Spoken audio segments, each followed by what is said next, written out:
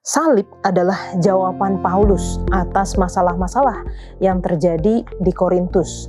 Mungkin masalah yang paling besar dan yang paling pertama yang akan dibahas nanti adalah mengenai perpecahan di dalam gereja. Nah, ketika sesuatu yang perlu dipulihkan ini apa? Dan bagaimana cara memulihkannya? Dan sekarang kita bisa berpikir dua hal. Kalau misalkan Allah memaafkan begitu saja, apakah bisa? Bisa.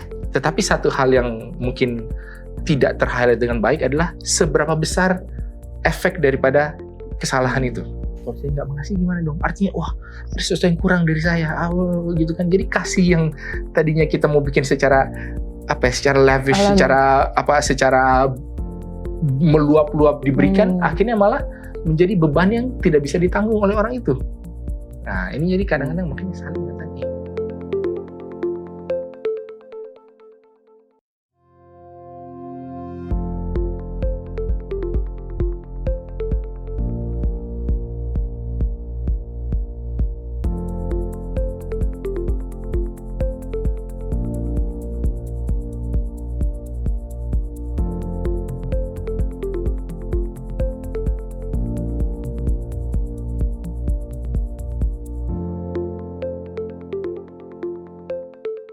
Selamat datang di Diskusi Sekolah Sabat, diskusi pembelajaran Alkitab yang mendalam untuk menguatkan iman kepercayaan kita kepada Tuhan. Senang sekali bisa terus menemani pemirsa sekalian di dalam pembelajaran Sekolah Sabat kita, di mana sepanjang 3 bulan ke depan kita telah memasuki satu pelajaran yang baru, yaitu 1 dan 2 Korintus. Dan telah hadir di studio teman-teman yang akan menemani kita berdiskusi semuanya. Terima kasih sudah datang dan kita akan sama-sama mempelajari pelajaran yang kedua dari satu seri pelajaran 1 dan 2 Korintus. Dan tentunya kami senang juga untuk dapat menyapa teman-teman yang setia mengikuti pelajaran Sekolah Sabat kita dan telah meninggalkan komentar di YouTube channel Diskusi Sekolah Sabat. Untuk yang pertama, boleh minta kesediaan dari Jedi untuk membacakan. Yang pertama ada dari Mariati Simanungkalit. Terima kasih pelajaran Sekolah Sabat yang begitu baik untuk meneguhkan iman. Tuhan memberkati. Amin. Yang selanjutnya ada dari Martin Gambidau. Shalom. Amin, puji Tuhan. Saya bersyukur karena dapat belajar cara diskusi Sekolah Sabat firman Tuhan yang begitu memberkati. Mudah dipahami karena membawa pemahaman yang didiskusikan selaras dengan pemahaman secara pribadi. Tuhan memberkati. Selanjutnya ada Rismauli Elvina. Terima kasih atas diskusi Sekolah Sabat yang memberikan pencerahan. Amin, puji Tuhan. Selanjutnya, Gary. Oke, ada dari Sherry Shea ya.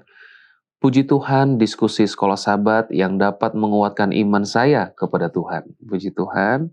Yang kedua ada Eva Pelaupesi. Shalom. Puji Tuhan dengan selalu mengikuti diskusi Sekolah Sabat Hope Channel Indonesia yang mudah dimengerti. Semoga iman percaya kita semakin dikuatkan. Terima kasih Pendeta Wilson, Kakak Yola, serta para narasumber. Tuhan Yesus memberkati kita semua. Amin. Yang ketiga ada Amoreisa Bola. Terima kasih atas pembahasan Sekolah Sabat yang sangat menolong.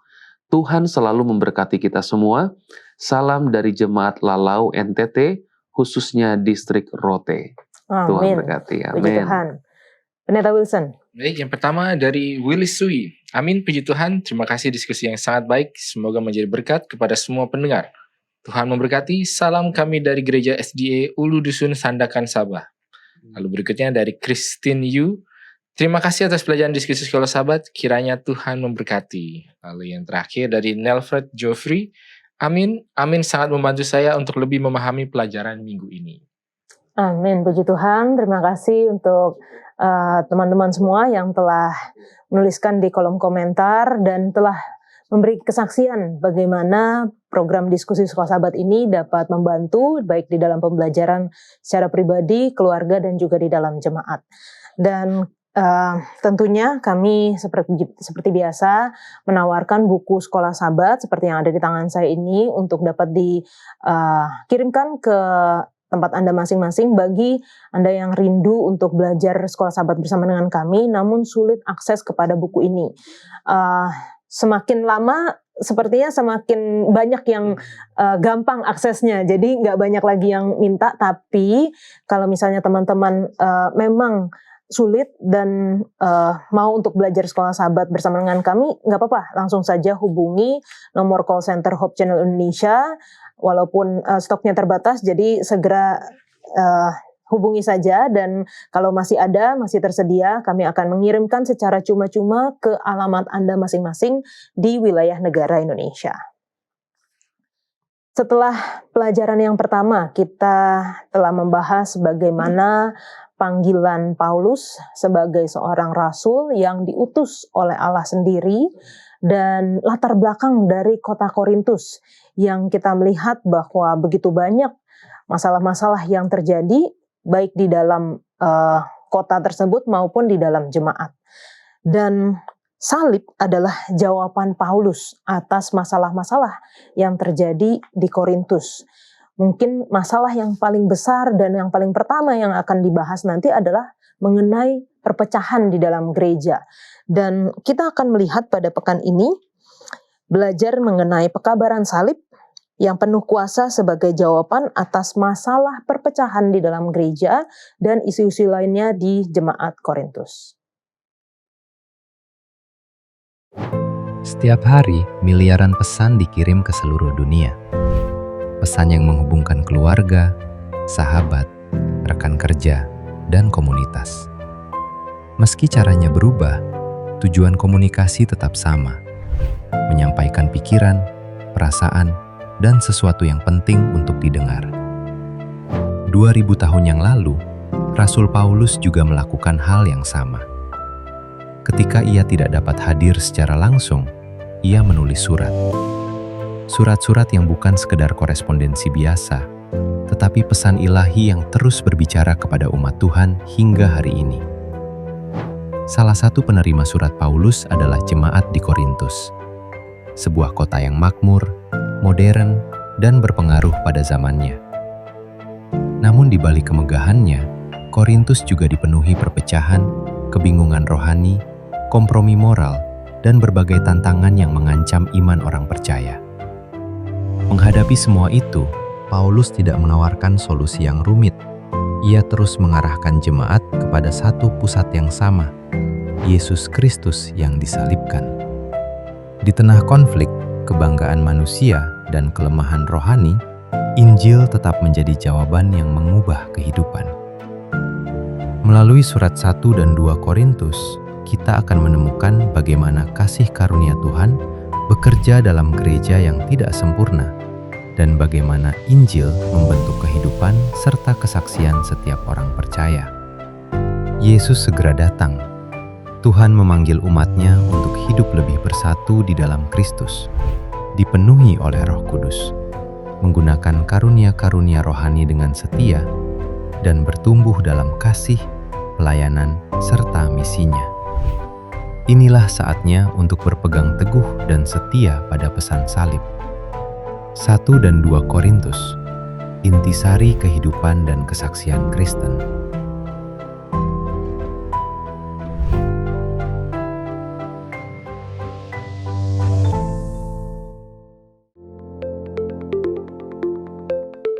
Pelajaran kedua dengan judul Pekabaran Salib. Ayat hafalannya terdapat di dalam 1 Korintus 1 ayat 18, sebab pemberitaan tentang salib adalah kebodohan bagi mereka yang akan binasa, tetapi bagi kita yang diselamatkan, pemberitaan itu adalah kekuatan Allah. Kita akan membuka diskusi kita dengan doa dibawakan oleh Jedi. Sama-sama berdoa. Bapa di surga, kami mengucap syukur ya Tuhan, untuk kesempatan di mana Tuhan boleh kumpulkan kami bersama-sama saat ini berada di tempat ini. Tuhan, kami akan berdiskusi, diskusi Sekolah Sahabat, kiranya Tuhan yang akan pimpin, sehingga setiap apa yang kami bahas, kami katakan itu berasal daripada Tuhan, dan itu bisa menguatkan setiap orang-orang yang mendengarkan. Bapa, tuntunlah diskusi kami dan jadilah guru kami. Dalam nama Yesus kami berdoa. Amin. Amin. Terima kasih Jedi. Ketika kita bicara mengenai salib, Kalau bagi orang Kristen saat ini, sepertinya salib itu sangat luar biasa, sangat diagungkan. Padahal kalau di zaman Yesus dulu, bahkan masih di zaman Rasul Paulus juga, salib itu adalah alat hukuman yang paling berat, yang paling hina, yang kayaknya kalau orang yang paling jahat, ya udah hukumannya itu disalib gitu ya.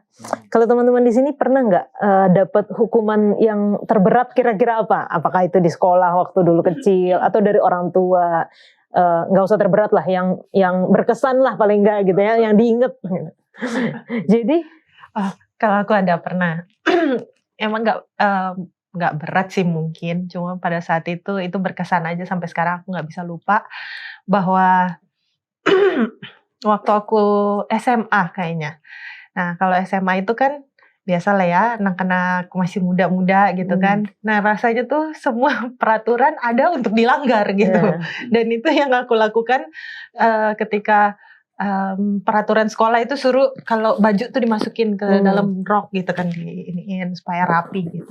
Tapi somehow teman-teman aku sama aku sendiri itu nggak suka kayak gitu. Jadi senengnya tuh dikeluarin. Akhirnya dapat panggilan dari guru gitu. Kami lagi di kantin di bawah, terus dipanggil, sini kamu sini. Akhirnya kami naik ke atas. Kenapa Pak? Kamu tahu apa yang kamu lakukan? Salah apa? Oke, sekarang squat jump sama lari katanya gitu. Wah, di situ sampai kenapa itu berkesan karena pada saat padahal bukan cuma saya sendiri, ada beberapa teman juga, tapi itu membuat lutut saya kayak terkilir gitu.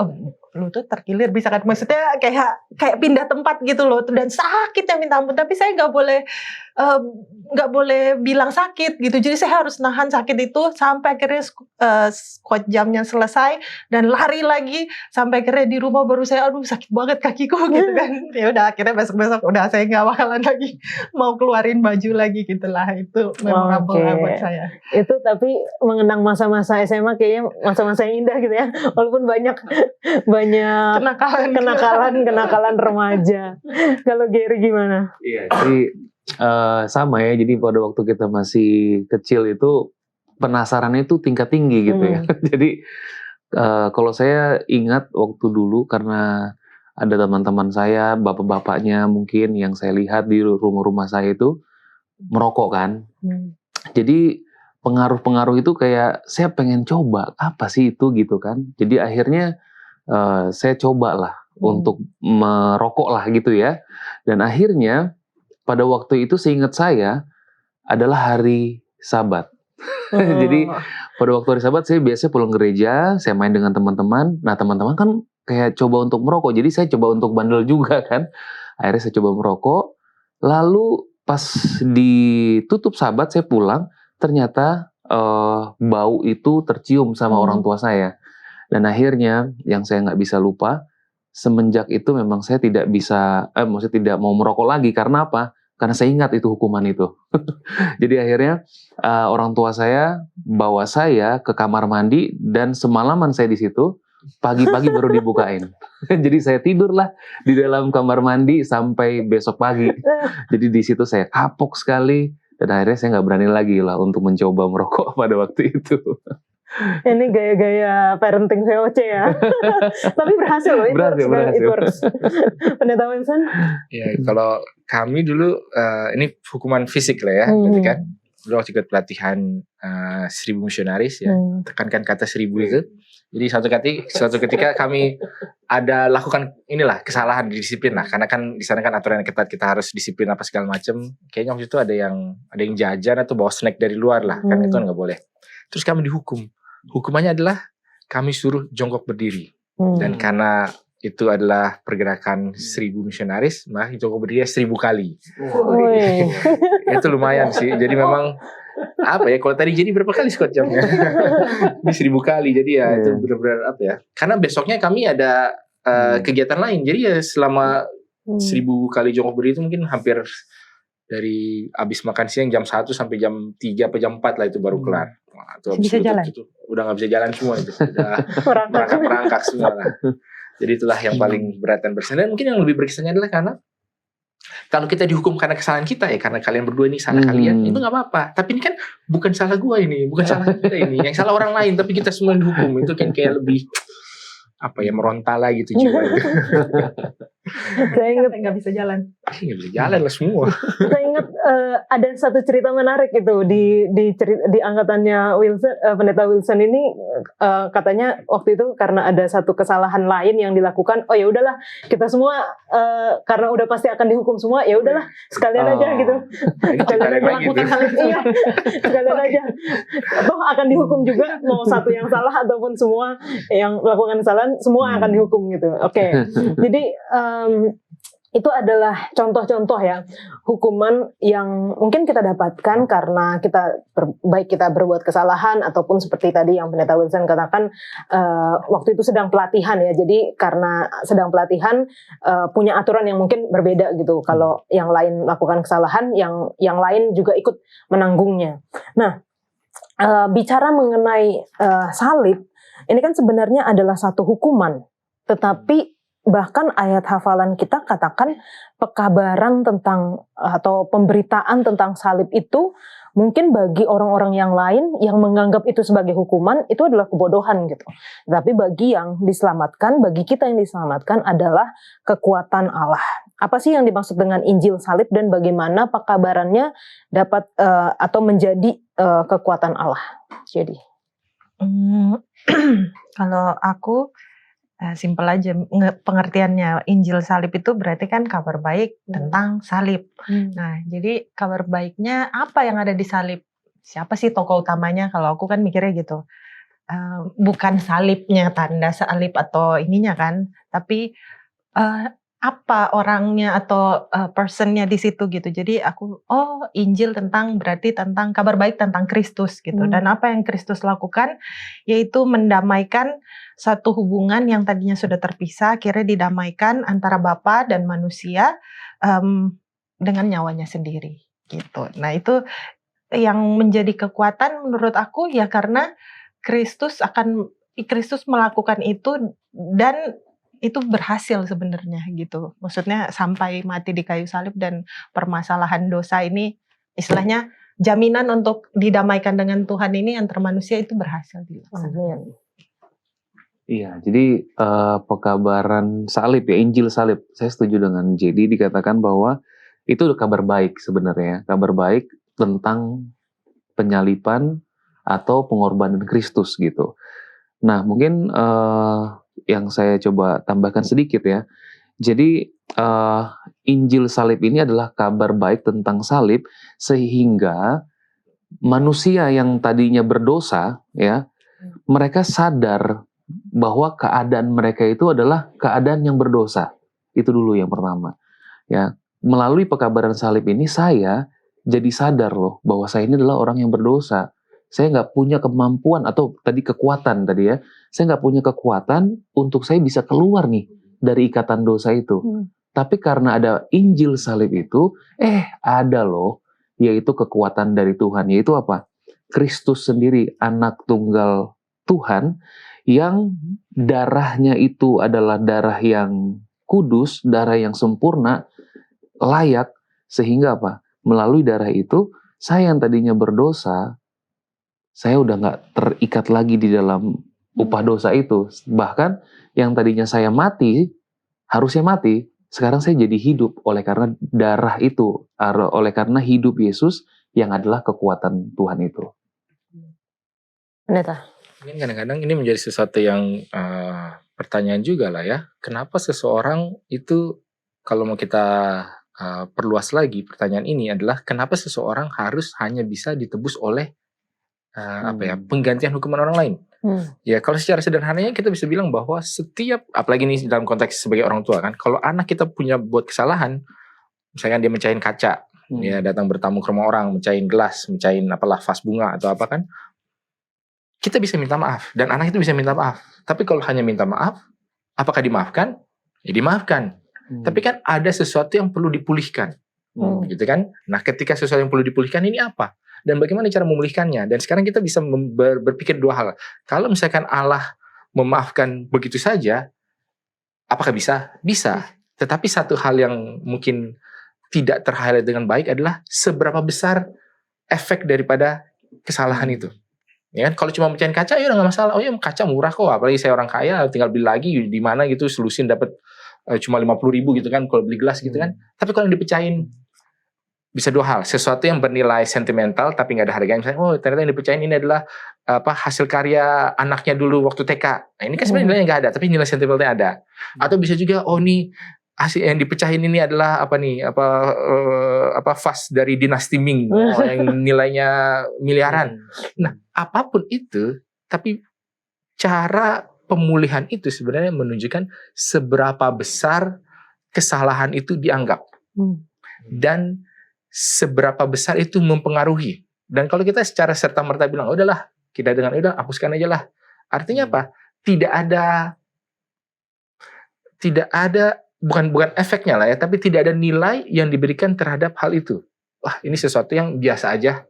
Jadi ya udah, kalau mau selesaikan juga biasa aja. Tapi fakta bahwa ini diselesaikan dengan salib dan dengan bagaimana Tuhan sendiri yang harus turun dan menyelesaikan, ini sebenarnya menunjukkan betapa besar ataupun betapa seriusnya kesalahan itu. Dan kadang-kadang kalau kita tidak memahami ini, kita cuma pikir adalah semua kesalahan tuh Allah itu kan maha kuasa. Semuanya itu kan Allah itu kan tak terhingga, sehingga ya apa sih kesalahan kecil ini, ampuni aja. Tapi kita jangan salah, sebenarnya kesalahan daripada manusia, atau kalau kita ini jadi nyambung kemana-mana ya, tapi dosa manusia itu adalah melawan bukan hanya perintah, tapi pandangan akan siapakah Allah itu. Apakah Allah itu kasih atau tidak? Dan ini bukan seolah-olah hanya mengatakan Allah yang seolah-olah disinggung harga dirinya. Oh kita harus menunjukkan Allah itu kasih, makanya dia menunjukkan nih gue lo sangat mengasihi lo makanya menderita. Bukan. Tetapi ini kan seperti sebuah seperti sebuah virus, sebuah pemikiran yang kalau ini menjangkit kemana-mana dan tidak ditunjukkan. Jadi sebenarnya Allah ini ketika memberikan batasan, ketika memberikan aturan, Allah ini mengasihi kita atau tidak? Apakah Allah ini Allah yang otoriter? Apakah ini Allah yang menghukum? Dan kalau itu tidak benar-benar diselesaikan secara definitif sampai ke akar-akarnya, dan cuma ayolah nggak apa-apa lah, oh kalian berdosa, ayolah nggak apa-apa lah kita ampuni. Ya, bisa dua hal, oh iya mereka senang. Tapi kan artinya apa? Jadi memandang rendah akan siapakah Allah itu. Tapi kalau Allah menghukum tapi tidak ada penyelesaiannya, oh berarti kan Allah ini adalah kejam. Jadi sulit ini bagi Allah, dan untuk menunjukkan sejauh mana ini efeknya dan bagaimana cara bisa mengantisipasinya supaya tidak muncul lagi, makanya adalah pekabaran salib ini. Apakah itu kebodohan? Di satu sisi bagi orang binasa ya mungkin itu kebodohan, tapi bagi orang yang Muslim, inilah kuasa Allah yang menyelamatkan saya dari cara pandang yang salah mengenai Allah yang bisa mempengaruhi seluruh tatanan alam semesta. Seperti itu. Dan berarti di salib itu bertemulah kasih dan keadilan Allah gitu ya, yang beberapa mungkin tahun lalu kita pernah pelajari juga sekolah sahabat tentang kasih dan keadilan Allah bertemu di salib, di mana hukuman atau upah dosa harus tetap berjalan, tetapi ada Allah, ada Tuhan Yesus yang mengambil hukuman itu bagi dirinya supaya kita bisa selamat. Oke, kalau kita masuk di dalam pelajaran 1 Korintus, di sini di bagian awal ada salam, lalu ucapan syukur. Di perikop pertama langsung membicarakan mengenai perpecahan di dalam jemaat, karena mungkin itu adalah salah satu masalah yang paling besar yang dihadapi oleh jemaat di Korintus ya. Tapi kita akan bahas terlebih dahulu istilahnya kayak jawabannya gitu. Jadi semua masalah-masalah dan isu-isu yang terjadi di Korintus dijawab dengan salib, dengan perbandingan kalau di sini hikmat Allah dan hikmat manusia. Jadi kalau kita baca dalam 1 Korintus 1 ayat 17 sampai 31, seakan Paulus itu mengecilkan hikmat. Apakah itu di sini dikatakan hikmat perkataan atau hikmat dunia? Sebenarnya apa sih latar belakang dari tulisan Paulus ini dan bagaimana aplikasinya di zaman sekarang? Apakah artinya kalau kita memberitakan tentang salib, tentang Injil nggak perlu pakai hikmat gitu? Jadi kalau aku ngelihatnya karena hikmat dunia ini, kalau untuk ngelihat dari ayat yang sebelumnya ya, perpecahan dalam jemaat. Jadi hikmat dunia itu seakan-akan kalau saya nih dari golongan Paulus, saya senangnya sama si si Apolos gitu kan. Oh enggak, saya sama Kefas gitu. Jadi seolah-olah yang benar hanya yang satu orang ini, satu kelompok ini atau si satu pembicara ini, satu pemimpinnya lah bisa dibilang gitu ya. Nah, jadi kalau yang lain itu tidak benar gitu. Jadi kalau mungkin ya banyak sih zaman sekarang juga terjadi. Kalau orang yang ini yang sudah dituakan atau mungkin dia tua-tua jemaat atau mungkin bahkan tua-tua keagamaan gitu kan. Wah, kalau dia yang sudah ngomong itu pasti benar adanya gitu. Karena pengikutnya banyak, mungkin pengikutnya menganggap itu benar adanya gitu. Nah, tapi kalau aku melihatnya hikmat Tuhan itu ya kita harus berdasarkan ada tertulis. Jadi kalau ada orang yang ngomong sesuatu, kita cek lagi benar nggak sesuai dengan perkataan Tuhan. Jadi itu bisa di balance atau kita bisa sesuai dengan kehendak Tuhan lah gitu.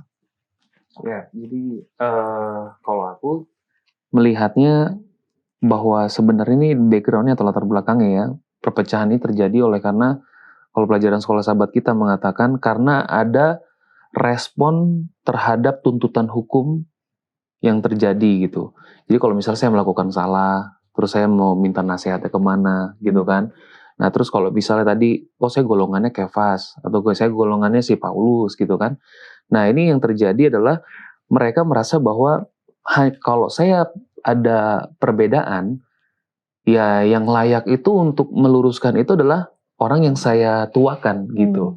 Ya kan. Nah sehingga yang lain itu atau firman itu sendiri seolah-olah jadinya tidak ada value-nya lagi gitu. Yang seharusnya firman itu kan harus jadi dasarnya, di mana kita mau mengambil keputusan atau kita mau menilai apakah ini benar atau tidak gitu kan. Nah, firman Tuhan dong harusnya yang jadi dasar kan. Tapi oleh karena mereka percaya sekali kepada itulah tadi ya golongan-golongan tertentu, sehingga itu mengecilkan value daripada firman itu sendiri gitu. Nah, jadi kenapa salib ini menolong kalau bagi saya? Jadi ketika salib itu disampaikan kepada kita jadi mengerti bahwa saya sendiri pun tidak mampu ya untuk mau membenarkan seseorang sendiri gitu. Jadi karena saya tidak mampu, saya juga sama-sama orang berdosa, ya udah ayo kita balik lagi kepada firman Tuhan sebagai value atau sebagai dasar yang tadi gitu loh. Itu menurut aku.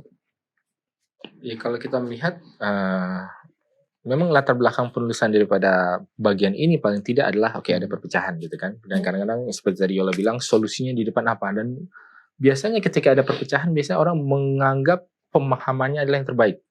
Dan mungkin ya ada tadi seperti Jadi bilang juga kan ada orang yang dianggap dituakan atau yang pandangannya kita terima. Jadi kalau orang itu bilang apa sudah bertitah bersabda kita terima. Lalu kemudian ada orang lain yang bilang berbeda, ada juga pengikutnya, ada mereka saling beradu. Dan kadang-kadang inilah yang membuat seolah-olah apa sih sebenarnya tujuan kita memiliki hikmat, gitu kan? Apakah hikmat ini adalah hanya supaya kita bisa berorasi, supaya bisa persuasif? Kalau di dalam cara diskursus orang Yunani itu kan harus ada etosnya apa, moralnya apa. Lalu kemudian harus ada patosnya, bagaimana itu bisa membuat perasaan, lalu kemudian harus ada logosnya, itu apa sih kontennya itu kan, ini kan kita bisa ramu, kita bisa rancang, banyak pembicara. Dan ya pada saat itu memang orang-orang Yunani mungkin termasuk budaya yang paling mengedepankan hal-hal seperti ini, gitu kan, dan itu yang dikedepankan. Dan ketika orang bilang, ini kayak ngomongnya lebih bagus, ini ngomongnya lebih bagus, makanya Paulus mengatakan, udahlah, nggak perlulah kita yang terlalu banyak berbicara ini itu. Secara yang sederhana dan paling fundamentalnya itu apa? Bahwa kabarannya adalah Kristus dan dia yang disalibkan dan dia yang sudah bangkit. Itu kan di dalam 1 Korintus 2 ayat 2 kan, aku tidak mau berpikir yang lain-lain, tidak mau mengetahui apa-apa selain Kristus dan ia yang sudah disalibkan dan bangkit. Tapi pertanyaannya, apakah artinya hikmat itu salah?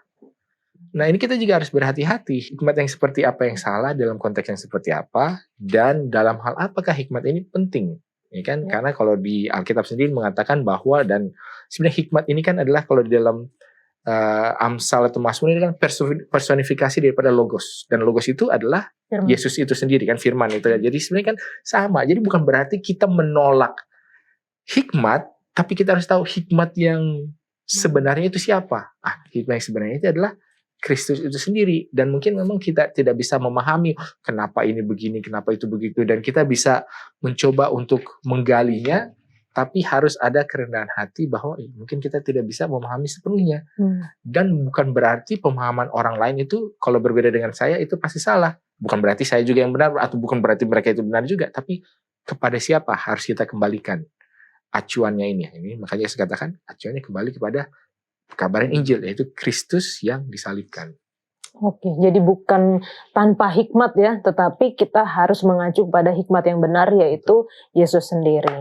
Oke, terima kasih untuk penjelasannya, dan teman-teman kita akan lanjutkan setelah yang satu ini.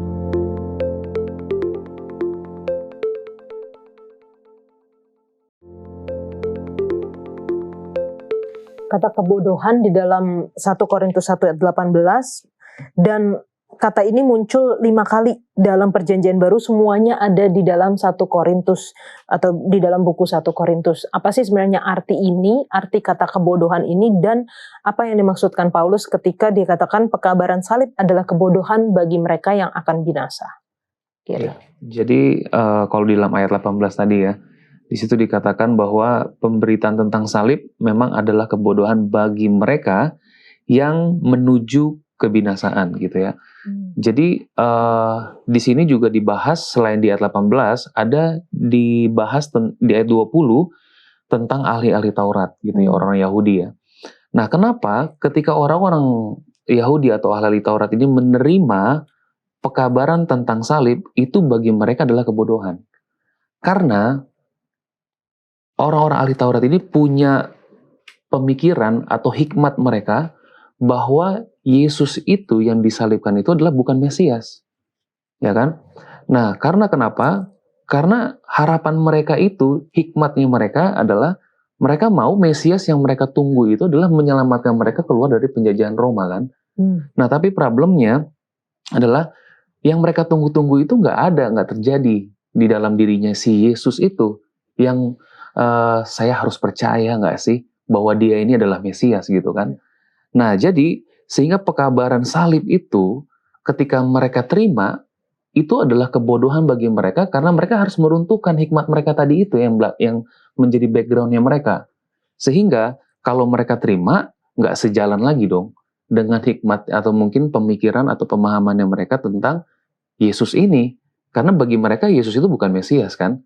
Nah, tapi ketika pekabaran itu sampai, bagaimana Yesus itu menyelamatkan dosa-dosa kita, ya menyelamatkan kita dari dosa-dosa. Nah, itu seperti bertolak belakang kan dengan apa yang dipahami oleh orang-orang Yahudi, khususnya ahli-ahli Taurat ini. Jadi makanya kenapa di ayat 18 ini yang saya tangkap, bahwa pekabaran salib itu bagi mereka adalah sebuah kebodohan. Pendeta Wilson? Ya, ini menarik juga ya sebenarnya, karena orang-orang yang Yunani itu, dan mungkin sebenarnya semua orang pada umumnya itu tidaklah buta terhadap kisah-kisah heroik, kisah-kisah yang mengorbankan diri, selflessness gitu kan. Ada nih di dalam legenda-legenda Yunani ini banyak mengenai pahlawan-pahlawan yang meninggalkan segala sesuatunya, mengorbankan diri sampai mati apa segala gitu kan. Ada banyak mengenai hal itu. Tapi kenapa ketika kita bicara soal keselamatan, ini adalah sesuatu yang bodoh? Kenapa? Karena pada saat itu pahlawannya ini adalah pahlawan yang kalah gitu loh. Dia bukannya mengorbankan diri, tapi dia seolah-olah kayak kalau orang bilang jagoan kalah dulu baru menang. Oke, bolehlah. Asal dia pernah menang. Nah, masalahnya jagoan ini nggak menang-menang gitu kan. Dia kalah gitu dan seolah-olah selesai. Setelah itu apa? Dan kenapa kekalahannya ini seolah-olah yang diangkat-angkat sebagai sebuah kemenangan, karena bagi mereka tidak ada. Itu satu. Tapi terus di sisi lain, biasanya kalau orang yang kalah atau orang yang kena dihukum, ini adalah orang yang losernya gitulah ya, orang-orang yang pecundangnya. Gitu kan? Kalau dalam legenda-legenda Yunani itu banyak adalah kalau kalah perang itu kan, kalau perang dewa-dewa terus kalah langsung dihukum apa segala. Nah, ini sebentar orang yang kalah inilah yang kita anggap sebagai pemenang. Makanya ketika dalam mindset berpikir seperti itu adalah sebuah kebodohan. Nggak mungkin. Kalau memang dia Allah, ya sebenarnya kan sama seperti ejekan-ejekan cemoohan daripada orang-orang yang bilang saja, kalau memang dia Allah ya biarlah dia turun dan menyelamatkan dirinya sendiri. Sebenarnya itu adalah intinya. Di satu sisi seperti itu. Di sisi lain kita juga perlu memahami bahwa manusia itu sangat-sangat suka untuk berusaha.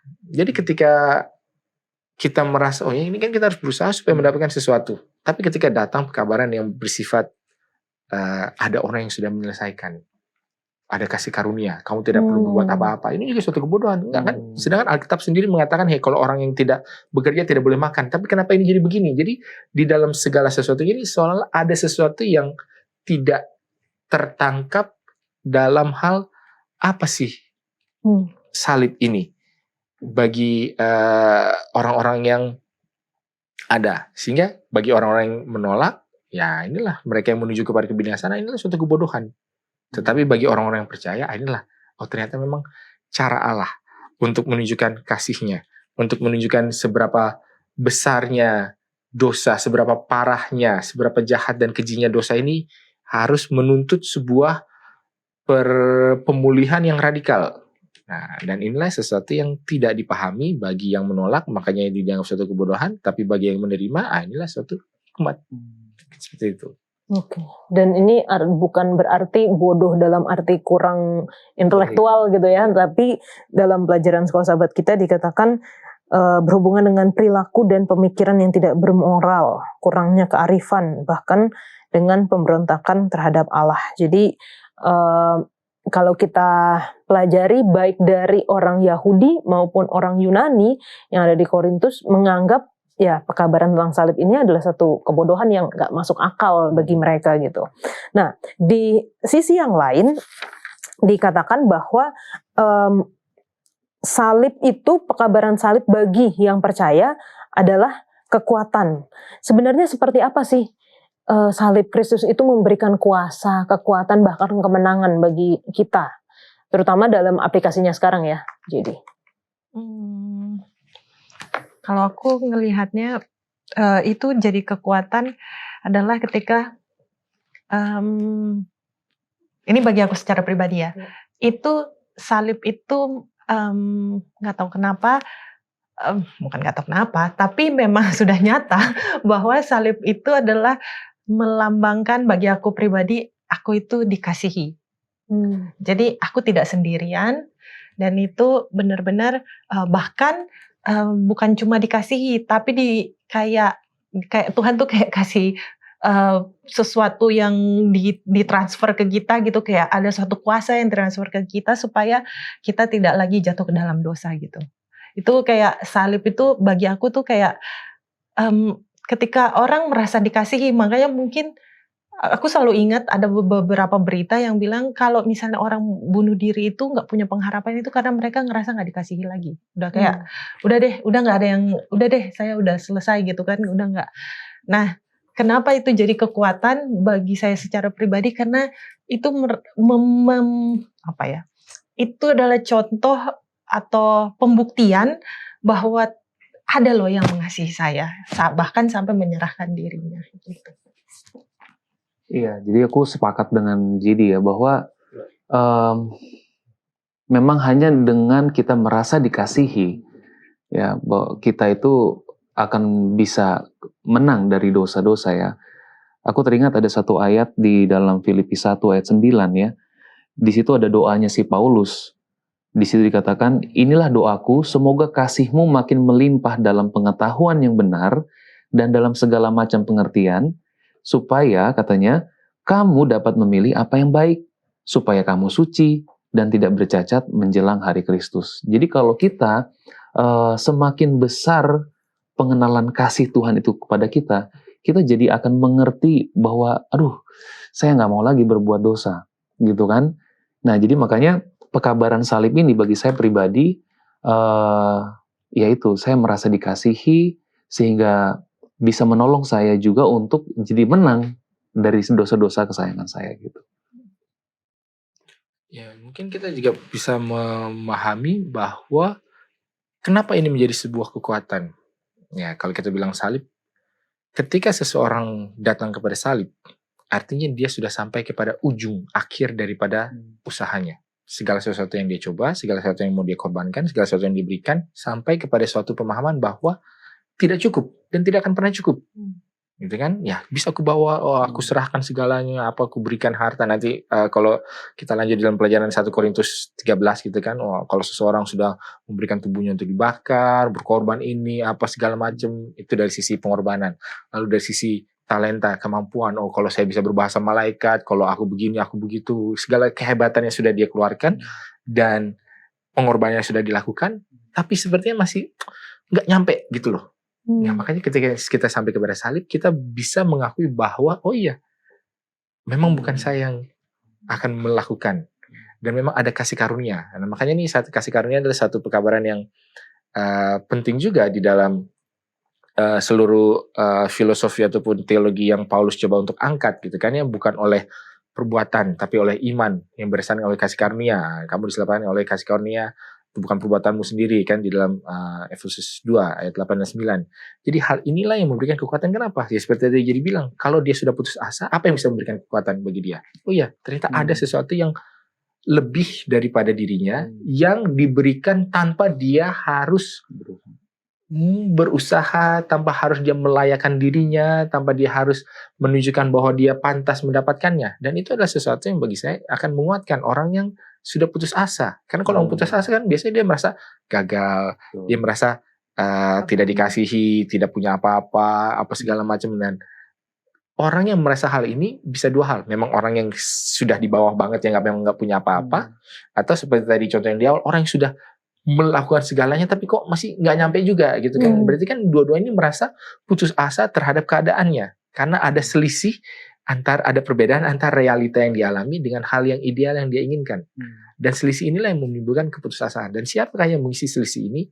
Nah, inilah pekabaran salib, inilah yang menjembatani tentang bagaimana dia rindu untuk sampai kepada suatu tujuan, untuk memiliki suatu gambaran diri, untuk memiliki suatu aktualisasi baik itu diri ataupun lingkungan yang tidak bisa dia lakukan sendiri, terlepas daripada usahanya dia atau terlepas daripada keadaan dia di mana dia merasa tidak mampu. Dan ketika orang sampai kepada pemahaman yang seperti ini, maka kita bisa merasakan, oh ya, salib ini adalah kekuatan, membebaskan kita dari rasa takut, dari rasa khawatir, dari rasa selalu merasa tidak cukup. Ini kan kalau orang-orang kan selalu dikungkung oleh hal-hal ini. Dan ketika itu bisa dibebaskan, orang ini kan ada beban berat yang bisa terangkat. Dan inilah kuasa daripada salib itu. Dan itu menimbulkan kasih yang akan memampukan kita untuk mau ikut Tuhan gitu ya. Betul. Untuk nggak mau lagi menyakiti Tuhan dengan dosa-dosa kita gitu. Jadi bukan artinya, ya mungkin bagi orang percaya yang percaya kepada Tuhan telah disalibkan untuk mati menebus dosa kita, bukan berarti kita tidak akan jatuh lagi terhadap dosa, tapi kita tahu ketika kita sudah begitu dikasihi Tuhan, respon kita adalah kita nggak mau lagi menyakiti Tuhan. Tapi itu harus hati-hati juga. Jangan sesuatu yang baik, itu kan kita bikin sesuatu yang baik, wah sesuatu hal yang besar baik, ini harus jadi baik. Tapi karena kamu sudah dikasih yang baik, kenapa kamu masih begini? Nah itu kan nanti sesuatu yang baik itu menjadi beban. Ya dong, kan kadang-kadang kalau kita memahami, oke, Tuhan sudah mengasihi saya, maka saya harus mengasihi dia. Saya tidak akan melakukan hal ini. Tapi saya masih. Akhirnya kasih yang besar itu bukannya menjadi sebuah kekuatan, tapi malah menjadi beban. Dan makanya pekabaran salib ini harus diiringi dengan kasih karunia. Karena kalau iman itu adalah usaha manusia, itu adalah respons manusia. Tapi kalau kasih karunia ini adalah sesuatu yang secara arbitrari, yang secara prerogatif yang Allah berikan. Sehingga orang ini apakah dia berhasilkah atau tidak, apakah dia akhirnya tidak pernah jatuh lagi atau tidak, pokoknya kasih karunia itu ada. Tapi gimana biar nggak take it for granted gitu? Nah itulah, makanya ini sesuatu yang ini bisa jadi kemana-mana ya. Tapi kan definisi daripada kasih karunia sendiri, daripada grace itu kan adalah sesuatu yang tidak layak untuk diterima. Memang kita tidak layak untuk menerimanya, udah itu aja yang terima. Jadi makanya ketika orang memahami hal yang radikal seperti ini, maka dia akan merasakan kebebasan yang sepenuhnya. Bebas dari apa? Bebas dari rasa harus perform, bebas dari rasa aku harus mengasihi, bebas dari segala keharusan. Walaupun ini sesuatu seolah-olah hal yang baik gitu kan, kamu harus mengasihi karena kamu sudah dikasihi. kalau saya nggak mengasihi gimana dong? Artinya wah ada sesuatu yang kurang dari saya, gitu kan. Jadi kasih yang tadinya kita mau bikin secara secara lavish, secara meluap-luap diberikan, akhirnya malah menjadi beban yang tidak bisa ditanggung oleh orang itu. Nah ini jadi kadang-kadang makanya salib mengatakan, udah selesai, kamu hanya perlu menerima. Nah makanya kalau dibilang di dalam Filipi 2, Efesus 2 kan, sebab kamu diselamatkan oleh kasih karunia, itu bukan karena usahamu, tapi itu diberikan melalui iman. Nah jadi makanya inilah suatu tension yang asimetris. Karena kalau ini kan simetris. Allah mengasihi, maka saya mengasihi. Allah berbuat baik kepada saya harus berbuat baik kepada orang lain. Kalau Allah sudah berbuat baik kepada saya dan saya tidak berbuat baik kepada orang lain, berarti saya ternyata saya gagal. Balik lagi kita back to square one gitu loh jadinya kan. Saya merasa gagal lagi. Jadi ada perlu sebuah karena ini mungkin mindset juga didorong oleh bagaimana kita bereaksi terhadap orang tua kita. Kan, kalau kamu nggak begini, papa nggak sayang. Kamu jadi anak tetangga aja. Kalau anak papa harus begini-begini. Nah, itu kadang-kadang bagaimana orang tua kita memberikan kasih kepada kita dan bagaimana kita memberikan kasih kepada anak kita, kadang itu juga mempengaruhi bagaimana kita menganggap Tuhan itu seperti apa. Saya hanya bisa dikasih kalau saya perform betul. Saya dikasih les piano, dikasih ini, tapi kalau hasilnya ternyata nggak ada, berarti saya gagal. Nah, ini sesuatu yang berbahaya juga sebenarnya. Jadi makanya pekabaran salib ini, Injil kabar baik mengenai salib ini lebih radikal lagi sebenarnya. Dan itu adalah suatu kebodohan. Dan makanya kebodohannya ada di sini. Nggak mungkin lah ini bagi orang-orang Yunani yang hebat. Gitu, nggak mungkin lah ini bagi orang-orang Yahudi yang sangat taat, nggak mungkin lah ini. Kita harusnya kalau salib, jadi kita nggak usah ngapa-ngapain dong. Makanya itulah jadi sebuah stumbling block atau sebagai sebuah batu sandungan. Terlepas daripada Mesiasnya ternyata kalah, tapi bukan hanya Mesias yang kalah, ternyata kita pun sebagai orang Yahudi juga nggak perlu kita bikin apa-apa lah. Sementara kita sudah ribuan tahun bikin korban apa segala, jadi nggak perlu lagi. Mungkin seperti itu. Di situ hubungannya dengan kuasa memilih kita dong ya. Kita mau memilih, meresponnya kasih Tuhan itu seperti apa gitu kan? Ya. Iya nggak sih? Iya betul. Dan itu juga menunjukkan sebenarnya dalam hal yang baik ini tetap ada bisikan setan. Ternyata Tuhan tuh maunya kamu begini loh. Ternyata Tuhan itu walaupun dia kasih, kamu juga harus ada loh balikannya. Kalau kamu nggak perform, ya kamu nanti bisa ditolak loh. Gitu. Jadi tetap boleh dalam hal yang baik ini. Dan untuk menunjukkan hal yang luar biasa ini, makanya Tuhan bilang enggak.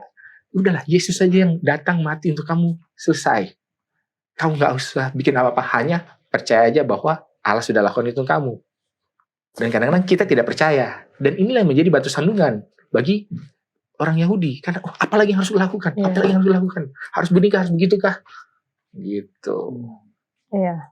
Jadi ini semakin terbuka lagi ya. Ternyata di dalam hal yang kita pikir ini mungkin baik gitu, ada aja ternyata yang bisa dibelokkan oleh setan sehingga kita berpikir kita harus melakukan sesuatu, kita harus merespon kasih Tuhan itu. Di balik yang salah bisa juga dibelokkan. Jadi kamu nggak perlu ngapa-ngapain. Makanya ini kayak sesuatu yang equilibrium, yang keseimbangan yang yang kayak di ujung tanduk gitu loh. Kalau salah jadi jatuh, kalau salah jadi jatuh gitu loh. Oke, terima kasih pendeta. Teman-teman jangan kemana-mana, diskusi kita masih akan lanjut setelah yang satu ini.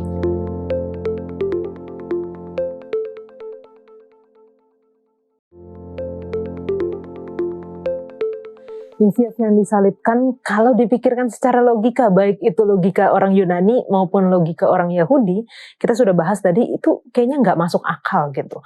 Nah, bagaimana peranan iman terhadap pekabaran yang dibawakan oleh Paulus, baik di zaman dahulu, waktu zamannya Paulus, dan juga di zaman sekarang ini.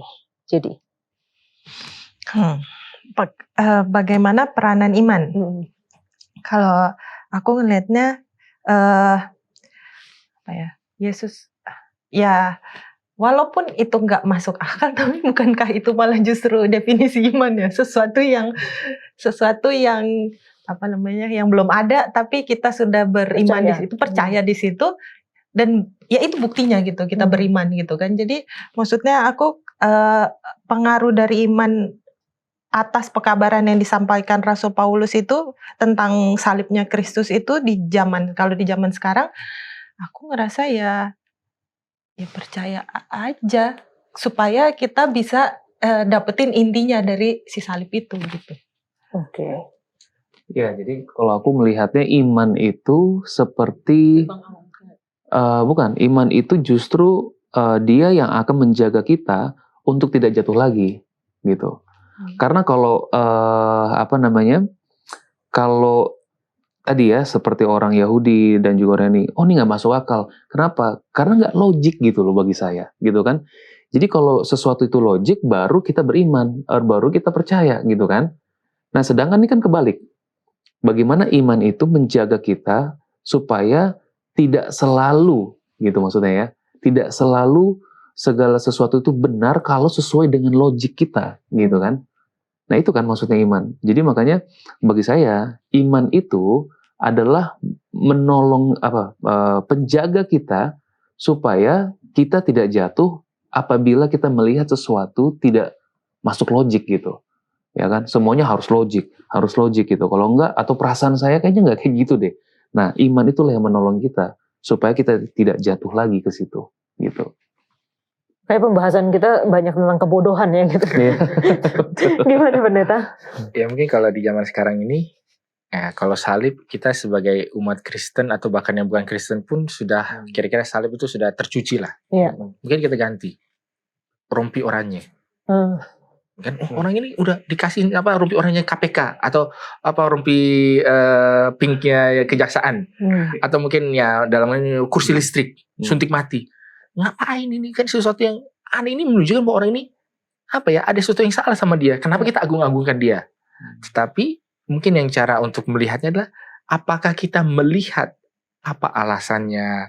Apakah ini kalau orang bilang persekusi atau bukan, apakah ini dicari-cari kesalahannya atau enggak gitu kan. Kalau orang luar hanya melihat secara kulit luarnya aja, ya salib ini adalah sesuatu yang tidak masuk akal. Karena ini bicara mengenai kematian, bicara mengenai kekalahan, apa segala. Makanya harus ada lensa lain yang ditambahkan. Yaitu lensa yang mungkin ditambahkan adalah tentang pekabaran, kalau bagi kita orang Kristen, secara khususnya umat Advent, adalah pekabaran mengenai bait suci. Jadi kita tahu sebenarnya apa sih alasan kenapa harus ada yang mati? Dan apa alasan kenapa ritual ini dilakukan? Kenapa ada pembasuhan? Kenapa ada penyalipan? Kenapa ada baptisan? Dan kenapa ada korban? Dan kenapa masih ada harus sesuatu yang kita sampaikan? Kenapa harus berdoa? Kan toh kalau memang Yesus sudah mati bagi kita, kenapa kita masih harus melakukan banyak hal ini? Dan itu bisa kita pahami di dalam, kalau kita memahami konsep bait suci. Itu satu. Lalu hubungannya dengan iman, mungkin kita juga jangan terlalu keras terhadap orang-orang zaman dulu. Karena kalau kita geser, sama juga. Kita sebagai orang Kristen sekarang bertanya-tanya, Yesus kan sudah mati. Kenapa saya masih seperti ini? Kan gak mungkin keadaannya masih seperti ini gitu kan. Sama ketika mereka bertanya-tanya, loh, kalau yang Mesias ini datang, ya Mesias itu tidak akan mati. Terus kita geser ke sekarang. Kalau kita sudah percaya kepada Mesias yang sudah datang, hidup, mati dan akan datang dan akan bangkit kembali dan akan datang kembali, kenapa kita masih menderita? Kenapa saya masih begini? Kenapa saya begitu? Jadi kan sama juga. Cuma kesalahan daripada orang-orang pada zaman dahulu ketika mereka tidak memahami apa sih kedatangan Mesias yang pertama itu, mungkin kita lakukan juga sementara kita menanti kedatangan Mesias yang kedua. Dan hati-hati juga, jangan-jangan kedatangan Mesias yang kedua itu salah paham juga orang. Apa sih maksudnya kedatangan Mesias yang kedua itu? Jadi kita tidak bisa dengan kalau orang melihat ke belakang itu gampang lah, sama kayak kalau orang trading gitu kan, harusnya kamu jual di sini, harus kamu beli di sini. Tapi ketika itu terjadi, apa ini mau kita dibeli, kalau ini saya nggak tahu ini apa yang terjadi. Dan itu sebenarnya yang terjadi juga pada diri kita. Makanya hubungannya dengan iman, apa sih iman itu? Ya kalau di dalam Ibrani kan, kalau sebab ya kayak dalam Ibrani 11:1 kan, dasar dari segala sesuatu yang kamu lihat, bukti segala dasar segala sesuatu yang kamu harapkan, bukti dari segala sesuatu yang tidak kamu lihat. Lalu kemudian kita harus melihat kepada Allah, berpaling kepada Allah. Lalu kemudian karena iman Abraham begini, karena iman Yakub begini, Musa begini, gini. Lalu kemudian apa? Setelah itu di dalam Ibrani 12 ayat 1 dan 2 dikatakan, oleh karena kamu punya kumpulan iman seperti ini, marilah kita berlari dalam perlombaan pertandingan yang sudah dihadirkan bagi kita dengan apa? Memandang kepada Kristus yang adalah awal dan akhir daripada iman kita. Jadi yang menimbulkan iman kita dan akan membawa iman itu kepada kesempurnaan. Makanya ketika di dalam proses ini sekalipun, ketika kita melihat, oh ya saya kan punya iman, kenapa? Oh karena ini. Lalu kemudian saya sekarang sedang dalam pertandingan, dalam sebuah perjuangan. Apa yang terjadi? Oh banyak masalah, banyak tantangan, banyak penolakan, banyak kekecewaan. Kenapa? Bukankah kalau orang mengikut Tuhan harusnya tenang-tenang saja? Oh jangan kita punya pemahaman yang salah mengenai apa artinya mengikut Tuhan. Dan iman ini adalah solusinya, karena iman ini adalah katakan apa? Melihat kepada Yesus. Dan Yesus sendiri pun juga menggunakan iman dalam tanda kutip kan, sebab ia demi for the joy that is set before him, oleh karena sukacita yang sudah disediakan baginya, makanya dia bisa menanggung segala sesuatunya. Itulah iman yang Yesus miliki, dan kita pun juga ketika kita melihat kepada Yesus, iman yang kita miliki itu, kita juga bisa menanggung segala sesuatunya. Karena apa? Ada hal yang memang sudah dijanjikan. Apa bukti daripada hal itu akan kita terima? Ya nggak ada. Iman. Karena orang lain sudah pernah terima seperti itu yang mereka terima. Saya ya seperti apa kita nggak tahu, tapi oleh iman saya mau tetap melakukan hal ini. Mungkin seperti itu. Jadi Tuhan ya, banyak sekali yang kita bisa pelajari. Mungkin kalau bagi orang Kristen, pekabaran tentang salib kayak biasa banget gitu ya, udah tahu lah, udah tahu itu seperti apa. Tapi ketika kita gali lebih dalam lagi, terutama di dalam buku 1 Korintus ini, kita bisa mendapatkan banyak hal, pemahaman yang membuka pikiran kita juga. Nah, kita sudah belajar mengenai salib, lalu kebodohan, bagaimana itu hikmat dan juga kuasa. Nah, sekarang kembali ke hikmat. Gimana sih kita membedakan hikmat Allah dengan hikmat dunia? Atau di dalam 1 Korintus itu disebutkan juga hikmat perkataan, hikmat dunia. Sedangkan yang kita butuhkan bukannya tanpa hikmat, tetapi hikmat Allah. Jadi, kalau aku cuma mau mengutip yang ada di buku ini, di buku Sekolah Sahabat kita, dikatakan bahwa hikmat manusia tidak mampu membebaskan manusia dari dosa. Hanya Kristus yang adalah hikmat Tuhan yang bisa membebaskan kita dari dosa. Jadi ya itu, kalau perbedaan hikmatnya Tuhan dengan hikmat dunia itu adalah ya mampu gitu. Tuhan itu mampu, hikmat dari Tuhan itu mampu membuat kita istilahnya hasilnya ada di dalam kerajaan surga nanti gitu, membebaskan kita dari dosa. Lalu pertanyaannya selanjutnya seperti apa gitu penerapannya di zaman sekarang gitu kan? Penerapannya kalau menurut aku salah satu yang agak bergumul di aku itu adalah kalau ditampar pipi kiri dikasih pipi kanan. Kalau untuk orang lain kan hikmat dunia itu, ya lu balas lah gitu. Lu balas banget.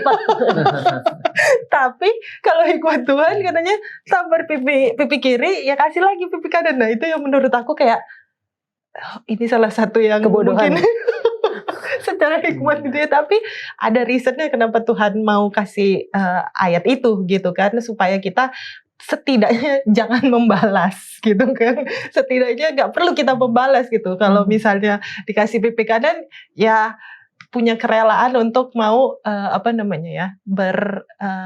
walaupun kitanya yang sengsara tapi orang lainnya selamat, itu nggak apa-apa gitu, kayak kesannya gitulah gitu ya, tangkap. Iya, jadi hikmat yang dari Tuhan ya, dari Tuhan itu aku lebih menambahkan sedikit. Jadi bahwa harus ada buahnya. Itu juga dalam pelajaran Sekolah Sahabat kita tadi sampaikan ya. Jadi hikmat yang dari Tuhan itu mampu menyelamatkan. Artinya, apa buktinya saya sudah diselamatkan? Artinya saya sudah tidak melakukan dosa-dosa saya lagi. Kan itu artinya saya diselamatkan kan. Jadi kalau misalnya kita mengatakan, oh saya sudah diselamatkan, itulah hikmat dari Tuhan kan. Nah, tapi ternyata saya masih sama-sama juga gitu. Nah, artinya ya itu bukan berasal daripada Tuhan ya kalau bagi saya gitu, sesuai dengan pelajaran kita di sahabat ini. Nah, jadi kalau hikmat dunia ya dia cuma hanya yang pastinya di luar daripada kehidupan daripada Yesus itu sendiri. Jadi artinya ya saya akan selalu sama dan sama terus gitu. Jadi nggak ada perubahan sama sekali. Ya, kalau saya melihatnya hikmat dunia ini adalah tentang bagaimanakah kita bisa mendapatkan sesuatu. Usaha, cara, apa segala, kehebatan. Tapi kalau hikmat Allah adalah bagaimana kita bisa mengenal seorang pribadi. Ya kan, kalau Allah sendiri mengatakan, Yesus sendiri mengatakan bahwa inilah hidup yang kekal itu, bahwa engkau mengenal Allah dan Yesus yang anaknya yang sudah diutus. Nah, inilah kadang-kadang yang membuat kita berbeda daripada dunia. Kalau dunia itu segala macam itu kan ada timbal baliknya, ada quid pro quid quo-nya, ada hal-hal yang bukan berarti tidak ada juga di dalam prinsip Alkitab. Karena Alkitab juga harus ada timbal balik, harus ada usaha apa segala macam. Tetapi hikmat Allah apa? Bukan kepada usaha performance-nya itu, tetapi bagaimana kita memusatkan ini dalam mengenal Allah. Dan makanya hikmat ini berbeda. Kalau orang kita mau berusaha apa sih kesuksesan dalam hidup? Wah, kalau saya bisa begini. Kalau saya bisa mencapai ini. Dan bahkan hal rohani sekalipun. Kalau saya bisa membaptiskan banyak orang. Kalau saya bisa punya jadi channel YouTuber yang punya banyak followers walaupun isinya mengabarkan firman Tuhan. Kadang-kadang seperti itu. Tapi kalau hikmat Allah adalah apa? Bagaimana kau mengenal Allah? Walaupun bagi orang yang melihat bisa saja secara permukaan sama-sama melakukan hal yang sama. Tapi apa yang mendasari orang itu melakukan hal itu? Apakah ini hikmat yang berasal dari dunia atau hikmat yang berasal dari Allah? Dan makanya ya kalau kita mau sambungan lagi perlu hikmat untuk memahami apa bedanya hikmat Allah dan hikmat dunia. Dan kalau di dalam ayat ini sendiri dikatakan ayat 21 ya, oleh karena dunia dalam hikmat Allah tidak mengenal Allah oleh hikmatnya, maka Allah berkenan menyelamatkan mereka yang percaya oleh kebodohan pemberitaan Injil. Nah, jadi dikatakan ini Allah melihat bahwa dunia ini dalam hikmat Allah tidak mengenal Allah oleh hikmatnya, maka Allah berkenan untuk menunjukkan hikmatnya. Jadi ada hikmat yang berbeda yang dunia lakukan, yang Allah ketahui bedanya apa, dan inilah yang Allah lakukan. Jadi kan sama. Jadi ada yang dilakukan, ada yang harus dilakukan, dan hikmat ini bisa membedakannya. Yang ini kah atau yang ini? Seperti itu. Oke. Kita banyak membahas ya, baik itu hikmat, salib, tadi kebodohan, kuasa. Tapi sebenarnya kalau misalnya bisa dirangkumkan, bisa disimpulkan lah pendeta, apa sih sebenarnya poin-poin pelajaran yang Paulus ingin sampaikan di dalam perikop ini? Paling tidak kalau di dalam perikop yang pertama kan dimulai dengan bagaimana seseorang memiliki pandangan mengenai bagaimana keselamatan yang bisa dicapai. Oh, kata Apolos begini, makanya saya ikuti Apolos. Oh, Paulus bilang begini. Bisa jadi mereka mengatakan hal yang mirip, tapi berusaha dilihat mana yang lebih baik.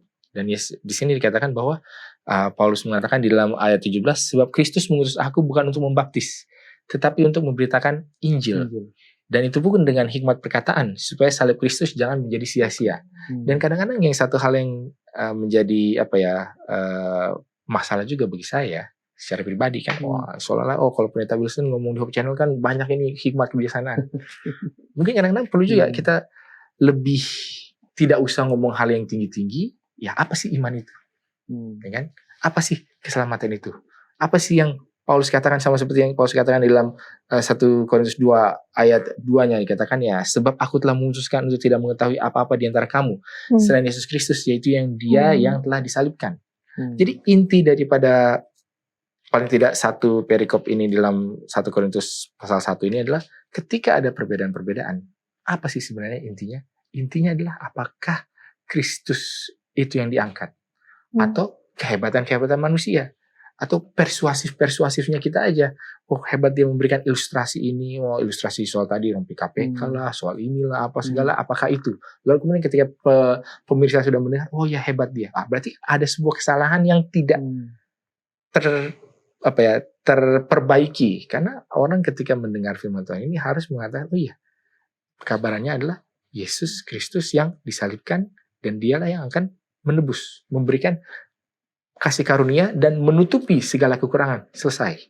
Nah, kalau itu yang disampaikan dan itu yang diterima, berarti itu hal yang baik. Dan itulah yang akan menghindari perpecahan. Wah, apakah musiknya harus begini? Apakah liturginya harus begini? Apakah nanti kalau urutan tata gerejanya pagi ini, lalu siang ini, sore harus mana? Segala macam. Apakah hal-hal itu yang menjadi isunya? Kan tidak. Makanya segala sesuatu kalau itu berlandaskan dan berpusat dan menuju kepada Kristus yang disalibkan, nah, itulah Injil yang menyelamatkan. Terima kasih Pendeta untuk penjelasannya.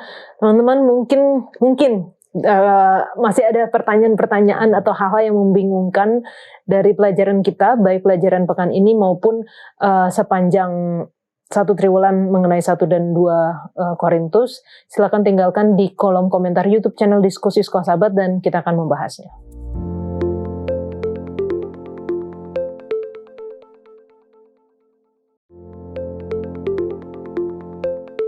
Saat ini kita masuk dalam sesi tanya jawab bersama dengan Pendeta Sani Manopo. Shalom Pendeta. Shalom juga Yola. Terima kasih Pendeta sudah menyempatkan waktu untuk menjawab pertanyaan dari teman-teman yang telah menuliskan di kolom komentar YouTube channel Diskusi Sekolah Sahabat.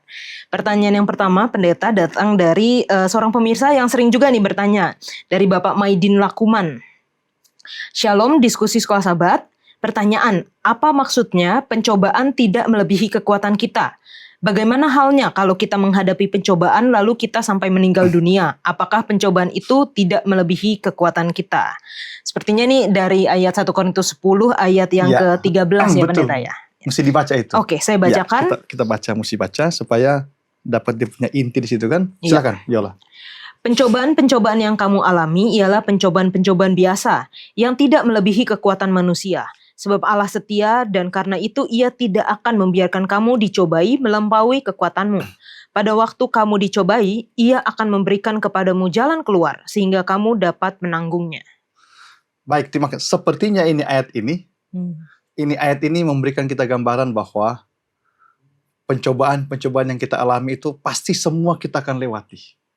Betul kan? Iya. Nggak ada yang berat katanya. Tapi kenyataannya banyak yang bilang, pendeta, kenapa dia meninggal? Terlalu berat dia punya pergumulan. Betul kan? Ya. Tapi Yola, kalau kita perhatikan baik-baik, konteks dari 1 Korintus 10 ini bukan berbicara tentang kematian, ini bukan berbicara tentang kecelakaan, tetapi konteks ini adalah berbicara bagaimana Rasul Paulus memberikan ajaran nasihat kepada orang-orang Kristen yang ada di jemaat Korintus, bagaimana mereka dalam hal ini, bahwa orang-orang Kristen yang ada di Korintus itu, mereka mengalami pencobaan dalam hal ini, pencobaan dalam hal penyembahan berhala, terus apalagi percabulan, terus dalam hal persungutan, mencobai Tuhan.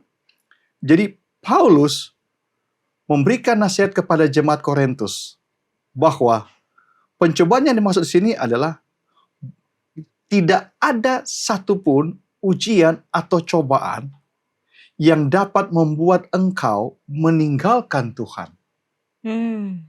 Meninggalkan Tuhan.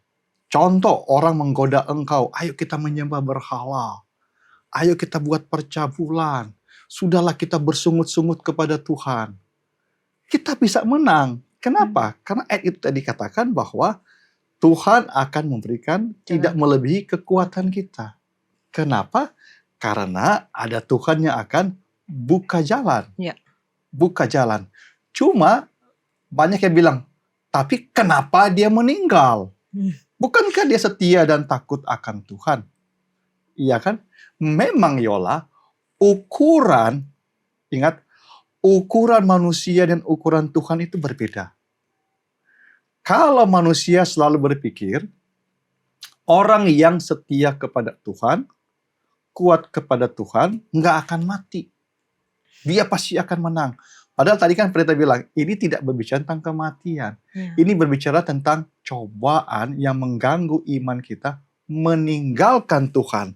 Makanya ukuran kemenangan di dalam Alkitab berbeda dengan ukuran dunia. Kalau dunia kan tetap hidup. Apapun yang terjadi, tetap hidup. Tidak akan mati. Tetapi ukuran di dalam Alkitab itu adalah bukan tetap hidup, tapi tetap setia. Tetap setia. Itu terdapat dalam Wahyu 2 ayat yang ke-10. Hendaklah Coba Yola tolong Iya. baca. Saya akan bacakan Ya. Wahyu 2 2 ayat yang 10 ke-10. bagian B. Bagian B. B-nya. Hendaklah engkau setia sampai mati dan aku akan mengaruniakan kepadamu mahkota kehidupan. Jadi mengikut Tuhan Iya. bukan berarti saya tidak akan sakit.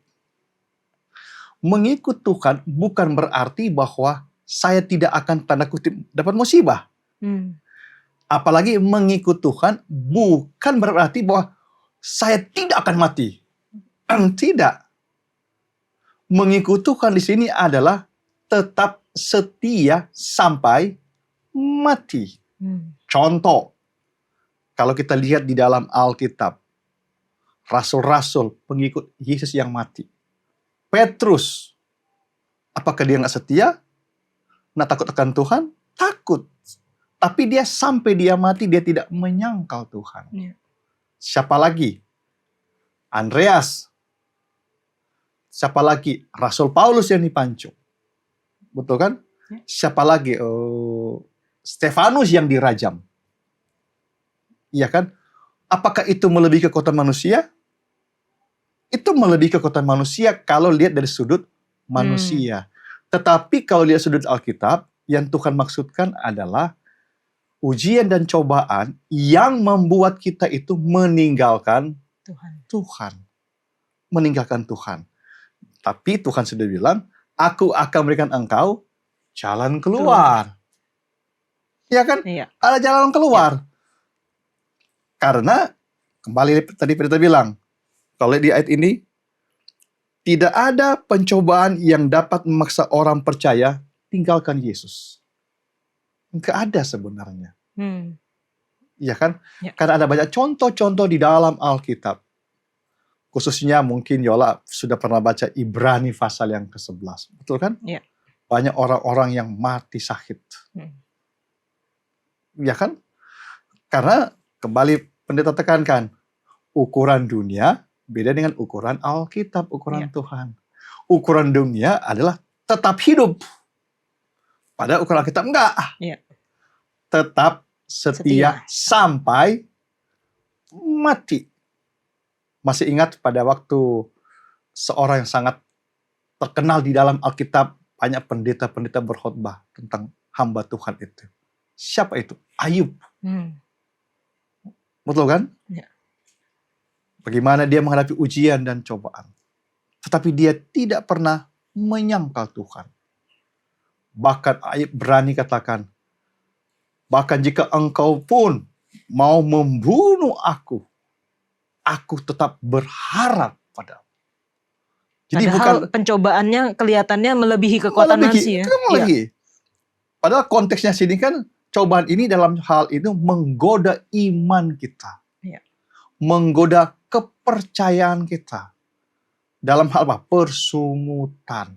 Mengeluh kepada Tuhan. Mendingan saya menyembah berhala.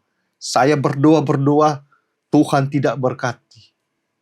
Padahal konteksnya kan Tuhan mau kamu tetap setia. Ya. Sampai kapan? Sampai mati. Sampai mati. Kenapa? Karena pemirsa yang saya cintai, tidak ada seorang pun tahu kapan dia akan mati. Ya. Makanya kan tadi katakan, hendaklah engkau setia sampai mati. Jadi, ukuran kemenangan Alkitab bukanlah tentang hidup, tetapi ukuran kemenangan Alkitab adalah tetap setia. Setia. Makanya coba saya suka baca itu Ayub 13 ayat 15 yang tadi pendeta katakan. Ayub yang ke-13 ayat yang ke-15. Ya. Dikatakan, lihatlah ia hendak membunuh aku. Tak ada harapan bagiku, namun aku hendak membela perilakuku di hadapannya. Jadi Ayub tetap berpegang kepada Tuhan. Ya.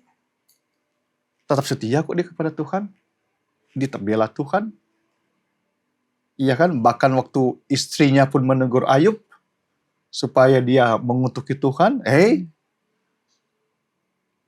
Itulah yang terjadi kepada manusia. Jadi Yola, pertanyaan ini sangat bagus bagi kita.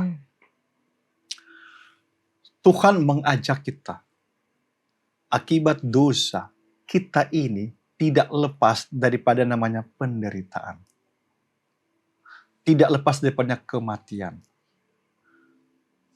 Tetapi ingat, Tuhan bilang, aku akan berikan engkau jalan Jalan keluar. keluar. Amin. Ya kan? Dan jalan keluar itu kematian juga merupakan jalan keluar. Ya. Makanya kan standar Tuhan bilang, hendaklah engkau tetap setia. Sampai kapan? Sampai mati. Terima kasih banyak Pendeta untuk penjelasannya. Dan ini merupakan jawaban ayat yang mungkin seringkali diambil tapi di luar konteksnya gitu ya Pendeta. Jadi ketika kita belajar di sekolah sahabat kita di kitab 1 Korintus, kita bisa melihat lebih dalam lagi mengenai arti dari ayat-ayat yang ada di dalam kitab Korintus. Teman-teman kalau misalnya memiliki pertanyaan sehubungan dengan kitab Korintus, silakan tinggalkan di kolom komentar YouTube channel Diskusi Sekolah Sahabat dan kita akan membahasnya.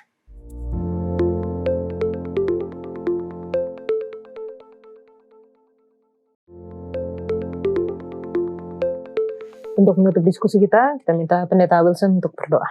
Baik, mari kita bersama dalam doa. Ya Tuhan, Bapa kami dalam kerajaan sorga, biarlah segala decision yang sudah kami dapatkan mengenai pekabaran, mengenai Kristus yang disalibkan, itu boleh menjadi kemegahan bagi kami. Bukan kepintaran kami, bukan kepandaian kami, bukan perbuatan kami, tetapi bagaimana kami mengenal siapakah Allah yang kami sembah itu. Biarlah Engkau juga boleh bersama-sama dengan kami, dengan seluruh pemirsa dimanapun dan kapanpun yang menyaksikan. Dalam jodoh pengharapan kami, dalam Yesus kami berdoa. Amin. Amin. Terima kasih Pendeta Wilson. Jadi dan juga Gary, kita sudah berdiskusi bersama. Kiranya apa yang kita telah pelajari, pemberitaan salib yang mungkin bagi orang-orang yang tidak mengerti, yang memberontak terhadap Allah itu adalah satu kebodohan. Tetapi bagi kita yang menerima salib itu sebagai keselamatan, maka itu merupakan satu kuasa, satu kekuatan, satu kemenangan dari Allah. Kita akan belajar di pelajaran selanjutnya. Tuhan Yesus memberkati.